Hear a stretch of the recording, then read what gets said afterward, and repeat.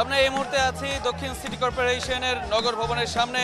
যেমনটা আমার পেছনে দেখতে পাচ্ছেন, বেশ উপস্থিতি কিন্তু আজকে রয়েছে। বিগত 5 দিন যাবৎ ইশরাক হোসেনকে মেয়র পদে বহাল করার দাবিতে বা মেয়রের দায়িত্ব বুঝিয়ে দেওয়ার দাবিতে কিন্তু আন্দোলন সংগ্রাম করে আসছেন ঢাকা দক্ষিণ সিটি কর্পোরেশনের যারা বাসিন্দা আছেন তারা, এবং ঢাকা মহানগর দক্ষিণের বিএনপি এবং অঙ্গ সংগঠনের নেতৃবৃন্দ যারা আছেন, নেতাকর্মী যারা আছেন, তারাও কিন্তু এই আন্দোলনে যুক্ত হয়েছে।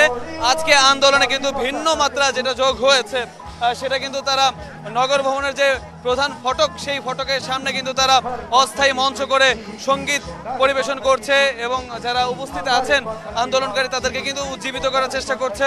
এখান থেকে কিন্তু বিভিন্ন দেশাত্মবোধক গান এবং বিপ্লবী গান পরিবেশন করা হচ্ছে। এতে অংশ নিয়েছেন বাউল সহ অনেক শিল্পীরা কিন্তু অংশ নিয়েছেন। এবং আমরা সকাল থেকে যেটা দেখেছি যে গোলাপ শাহ মাজার থেকে শুরু করে গুলিস্তানের একদম বঙ্গ মার্কেটের যে রাস্তাটা পুরোটাই কিন্তু ব্লকেট করে দেওয়া হয়। আজকের কর্মসূচিকে তারা ব্লকেট কর্মসূচি করা হচ্ছে। 5ম দিনের মতো এই কর্মসূচি তাদের চলছে।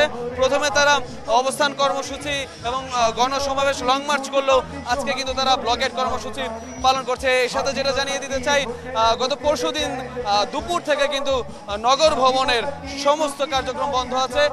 সেদিন দুপুরে কিন্তু আন্দোলনকারীরা নগর ভবনের গেটে তালা ঝুলিয়ে দিয়েছিল এবং গতকালকে সারাদিনও তেমনটাই চলেছে, আজকেও তাই। নগর ভবনেরও কিছু কর্মচারী যারা এই আন্দোলনের সাথে একতা পোষণ করে যোগদান করেছে তারা কিন্তু বলেছেন যে ইশরাক হোসেনকে মেয়রের দায়িত্ব বুঝিয়ে দেওয়ার আগ পর্যন্ত তারা কিন্তু কাজে ফিরবে না। এর ফলে যেটা হয়েছে, সাধারণ যে মানুষজন আছেন বা সেবাগ্রহীতা যারা আছেন তারা কিন্তু ভোগান্তিতে পড়েছেন। বিভিন্ন কাজে আসছেন, কিন্তু নগর ভবনের কার্যক্রম বন্ধ থাকার কারণে তারা কিন্তু ফিরে যেতে হচ্ছে তাদের। এবং ঢাকা দক্ষিণ সিটি কর্পোরেশনের বাসিন্দাদের মধ্যেও কয়েকজন কিন্তু তাদের অসুবিধার কথা জানিয়েছেন। তারা বলেছেন যে কোনো মেয়র না থাকার কারণে যেটা হয়েছে, ঢাকা দক্ষিণ সিটি কর্পোরেশন কিন্তু বেশ ঘনবসতিপূর্ণ একটা এলাকা। এখানে যেহেতু বৃষ্টির সিজন চলে এসছে, বৃষ্টির জলাবদ্ধতা থেকে শুরু করে রাস্তাঘাটের বিভিন্ন সমস্যা, এছাড়া মশার যে সমস্যা, সেটা কিন্তু ঢাকা দক্ষিণ সিটি কর্পোরেশনের নিত্যদিনের একটা চিত্র।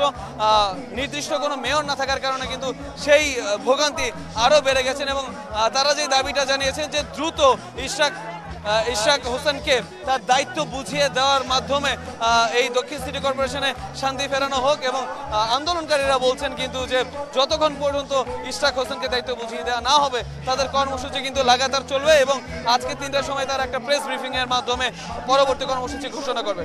এই ছিল এখনকার মতো আমার কাছে সর্বশেষ।